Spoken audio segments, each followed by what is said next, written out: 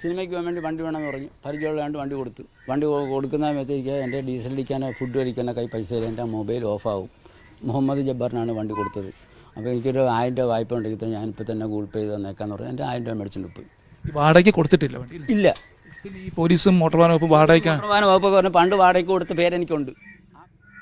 ആലപ്പുഴയിലെ 5 കുട്ടികളുടെ മരണത്തിനിടയാക്കിയ വാഹനാപകടം, ആ വാഹനത്തിന്റെ ഉടമയാണ് ഇപ്പോൾ ഇതിൽ സംസാരിച്ചിരിക്കുന്നത്. ആള് പറയണത് RTO കള്ളം പറയുന്നതെന്നാ പറഞ്ഞത്. ഞാൻ അങ്ങനെ ഇല്ലീഗലായിട്ട് റെന്റ് കാർ ബിസിനസ് നടത്തുന്നില്ല, 1000 രൂപ വാങ്ങിച്ചിട്ടില്ല. അത് അവര് കൈവായ്പ മേടിച്ചതാണ്. അവരുടെ ഗൂഗിൾ പേ വർക്കാകില്ല, ഫോൺ ഓഫായി പോകും. അതുകൊണ്ട് ഞങ്ങൾക്ക് അവിടെ പോയ ഒരു 1000 രൂപ ആവശ്യമായിട്ട് വരും. അതുകൊണ്ട് കൈവായ്പ വാങ്ങിച്ചതാണ്. അതാണ് ഞങ്ങൾക്ക് അയച്ചത്. 11 കുട്ടികൾ, ഡോക്ടറാവാൻ പഠിക്കുന്ന കുട്ടികളുടെ ഫോൺ, എല്ലാവരുടെയും ഫോൺ ഒരുമിച്ച് ഓഫായി പോകുന്ന ഒരു പ്രത്യേക സംഭവമാണ് അന്ന് വർക്ക് ചെയ്തതെന്ന് എനിക്ക് തോന്നുന്നു. പക്ഷേ ഇദ്ദേഹം പറയുന്ന പല കാര്യങ്ങളും എനിക്കത്ര കൺവിൻസ് ആയിട്ട് തോന്നിയിട്ടില്ല.